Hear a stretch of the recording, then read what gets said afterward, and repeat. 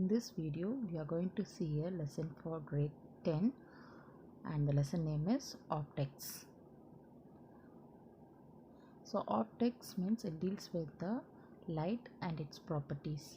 So first let's see what is light. Light is a form of energy like heat energy, solar energy, wind energy. Light is also a form of energy. And the path of light will call that as a ray of light, and these group of rays will form a beam of rays. Let's see the properties of light. So light is a form of energy and it always travels along a straight line, and it doesn't need any medium for its propagation. That is, light can even travel through a vacuum. So that only we are using light to measure the distance between two planets or distance between two stars, all those things. So in space we don't have any medium, so there is a vacuum and only light can travel through it, and we are using light to measure the distance between the two planets. So light can travel through the vacuum and light can also reflect back to us. So these two properties we are using to measure the distance between two planets. And next property of light is the speed of light in vacuum or air is 3 into 10 power 8 meter per second. And next, light is characterized by a wavelength and a frequency. So each wavelength has a different colors. So light is characterized by its wavelength. Next, different colored light has different wavelength and a frequency. Among the visible light, violet light has lowest wavelength and red has the highest wavelength. So when light is incident on the interference between two media, it can either reflect, so part of a rays can reflect back and partly it can refract into this. So what is reflection is, so how much light rays is falling on the medium, it will make a diversion and it will come back exactly back to you. So that is a reflection. And refraction is bending of light waves. So let's see what is refraction. So here, look at here. So here we have a two medium, that is, one is a rarer medium, air, and another is a little denser medium, water. So when light travels from this medium air to a water, what happens is it penetrates into it. While penetrating, it takes a deviation, and so its path, its angle, it gets deviated, and this property will call as refraction. So when a beam of light travels from one transparent medium to another, obliquely the path of a light undergoes deviation. This deviation of ray of light is called as refraction. So refraction, there is a refraction of light. So when we talk about refraction, so it is governed by two laws. Then let's see the first law. First law of refraction. So what does the first law says is, so the incident ray and the refracted ray and the normal to this thing all lies in the same plane. So that is the first law. So the incident ray, the refracted ray and the normal to the refracting surface all lie in the same plane. Now let's see the second law. So what does the second law says is, so the angle between the incident ray, that is the angle between the normal to the incident, the angle of incident, so the ratio of sine of the angle of incident and the sine of the angle of refraction is equal to the ratio of the refractive index of this two medium. So here we have air medium and water medium. Okay, so this air medium has a different refractive index, and this water medium has a different refractive index, and the ratio of these two refractive index is equals to the ratio of sine of angle of incident to the sine of angle of refraction. So this is the second law of refraction, and this law we also name as Snell's law. Okay, now let's see what is a refractive index. So that is nu. What does that mean, refractive index? So what is the importance of this is it gives an idea how fast the light can move through that medium, so or how slow the light will move through the medium. So what is refractive index is the ratio of speed of light in vacuum to the speed of light in the medium is defined as a refractive index. So here we are taking a ratio, we are comparing the speed of light between two. So one, we are taking vacuum as a standard material, standard value, and we are taking a any medium. It can be a air, or it can be water, or it can be a solid. So any medium we are taking. So we are comparing a refractive index of that medium with that vacuum, and the ratio of speed in both the medium will come will take that as a refractive index nu of the medium. Next, dispersion of light. So what is meant by dispersion of light? So when a beam of white light or composite light, so which we always get from a sun, sun contains white light. It has all the various color in it. Okay, so that light will call as a composite light. So when this light is allowed to pass through a transparent media like your glass or prism or water, what happens is it splits into its different color, split into a composite color, component color. So this phenomena we call as a dispersion of light. So when a white light passes a transparent medium, after passing into it, what happens is it splits into its component color. So this phenomena is known as dispersion of light. Next is a spectrum. So the band of colors is termed as a spectrum. So the spectrum consists of this following color. So we'll commonly say this as a VGR, and it contains violet, indigo, blue, green, yellow, orange, red. And angle of refraction is smallest for the red, and it is highest for the violet.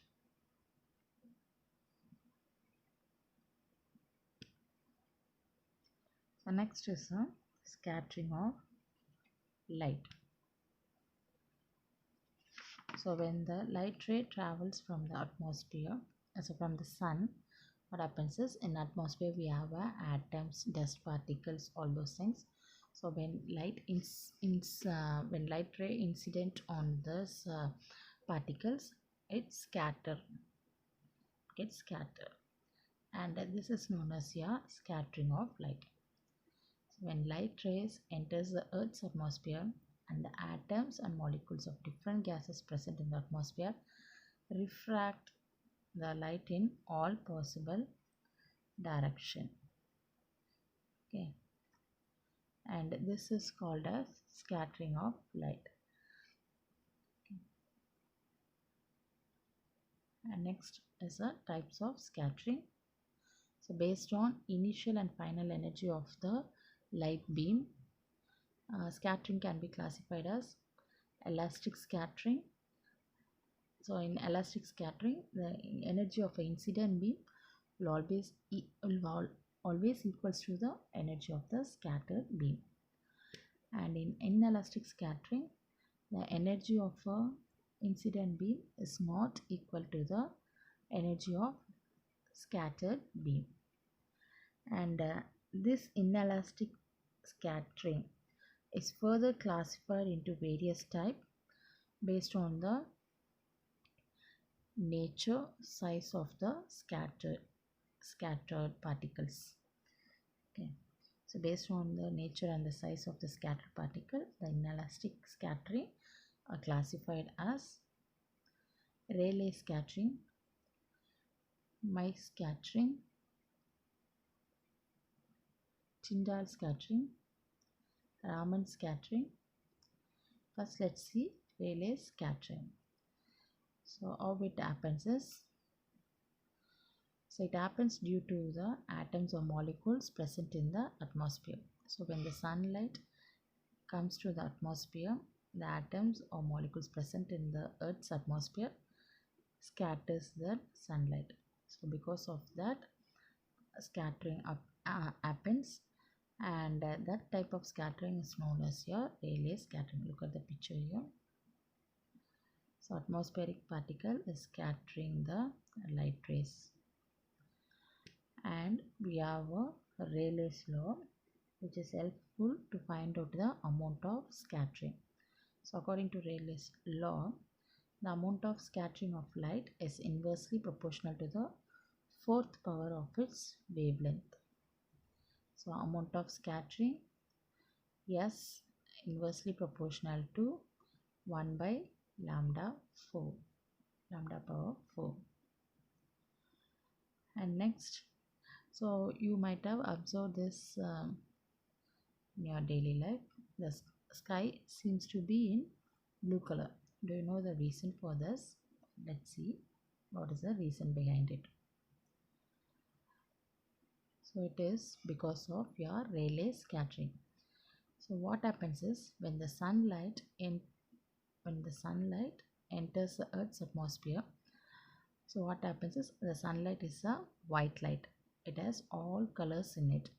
When it is entering the Earth's atmosphere, the shorter wavelength, so out of this colors, the shorter wavelength light, that is a blue color, will be scattered to a greater extent than the longer wavelength.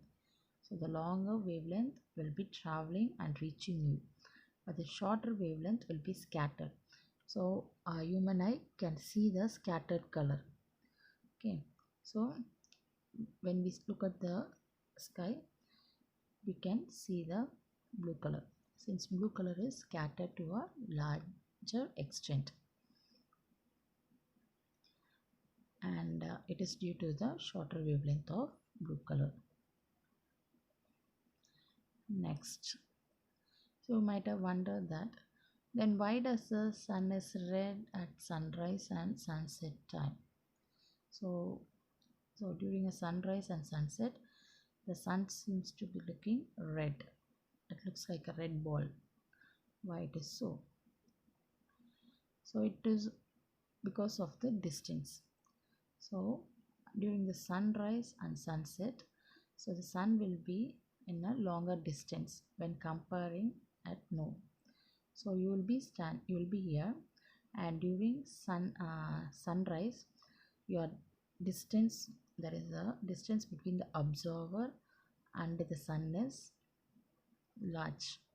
When comparing at noon, the distance between the observer and the sun will be short. Okay, so when the distance increases, only color which can reach you will be your red, since red light scatters least and it has a longer wavelength.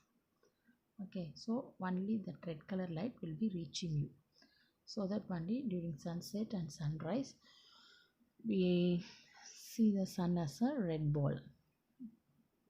Okay, so at sunrise and sunset, the light rays from the sun have to travel a larger distance in the atmosphere, than at noon, hence most of the blue lights are scattered away and only the red light, which gets least scattered, reaches us. Therefore, the color of the sun is red at sunshine and sunset.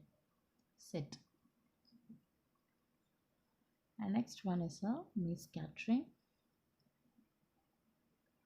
So it takes place when the diameter of the scatterer, so the scatterer can be your gas molecules or atoms or pollen dust or anything, any dust particles in the atmosphere. The scatterer can be any particle in the atmosphere, and if the diameter of the scatterer is similar or larger than the wavelength of the incident light, that type of scattering will call as a mist scattering. So look at a picture here. So this is the wavelength of the incident light. So the diameter of this wavelength is smaller than this scatterer, and in this type, when the scattering occurs, we'll call that as a mist scattering. Okay, and the amount of scattering is independent of the wavelength. It doesn't depend on the wavelength of the light. And this scattering can be caused by pollen dust, smoke, or water droplets, or any other particle in the lower portion of the atmosphere. And have you ever wondered why does cloud appears white in color? So during daytime, have you ever wondered why does the clouds appear white in color most of the time? So it is because of mist scattering. So mist scattering is the responsible factor for the sky to appear white in color.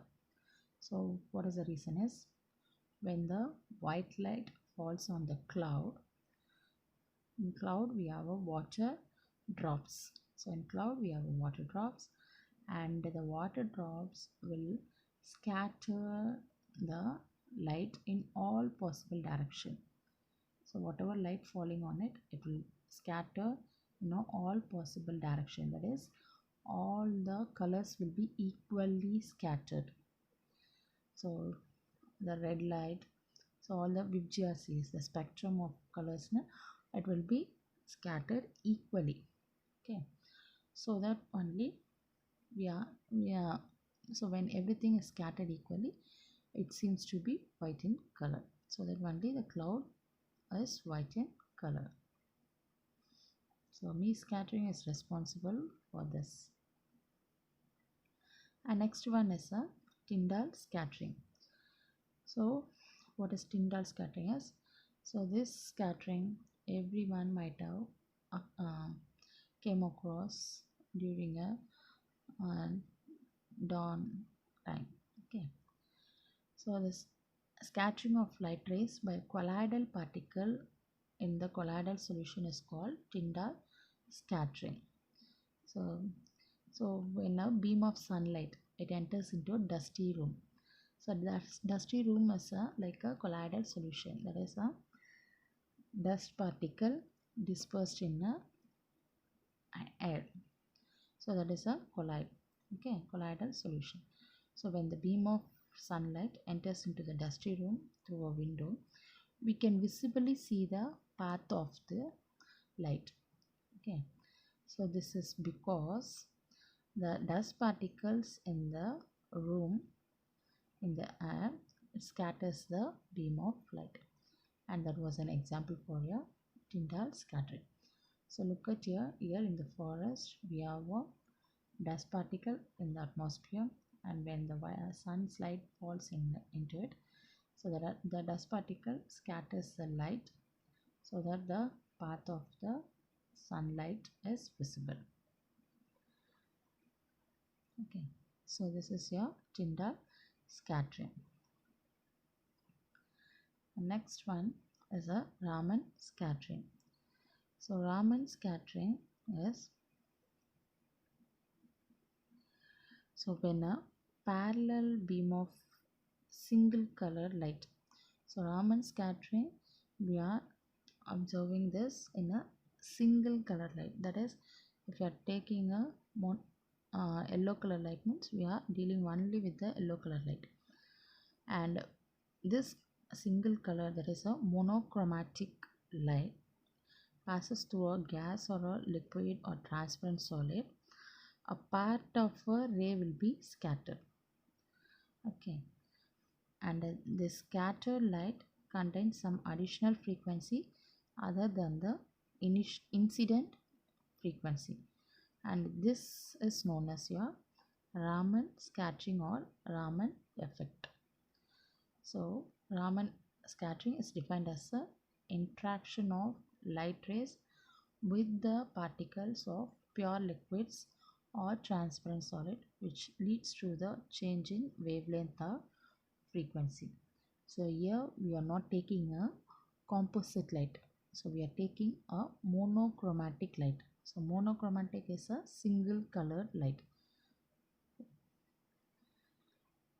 and so when we pass a monochromatic light, what happens is the scattering takes place, and the scattered light contains some additional frequency other than that of a incident ray.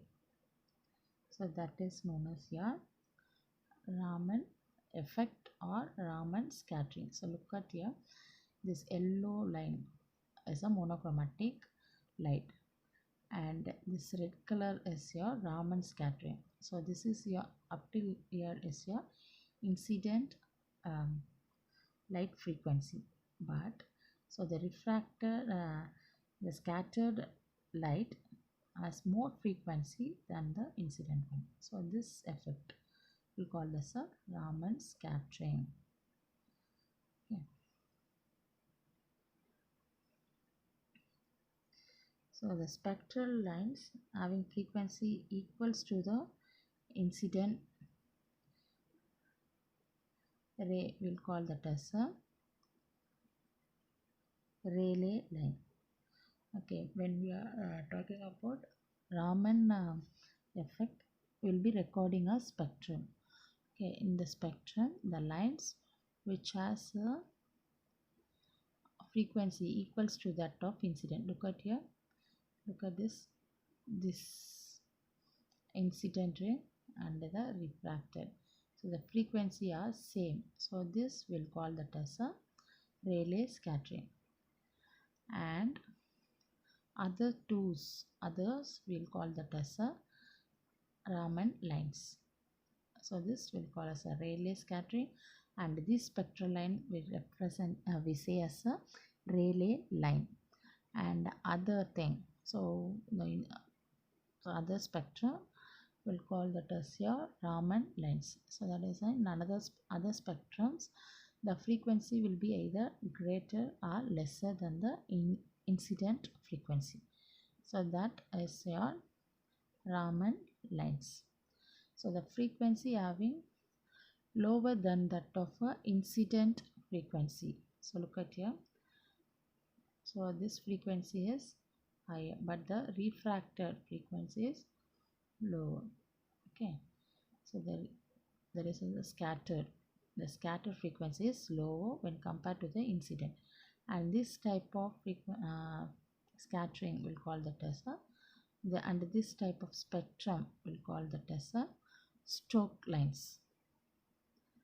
And other hand, so if the frequency is higher than that of an incident, so look at here. So here this is your incident one, and the frequency of the scattered one is greater. So this is your anti-Stoke line. Okay, so that's it in this video. So in the next video we'll continue.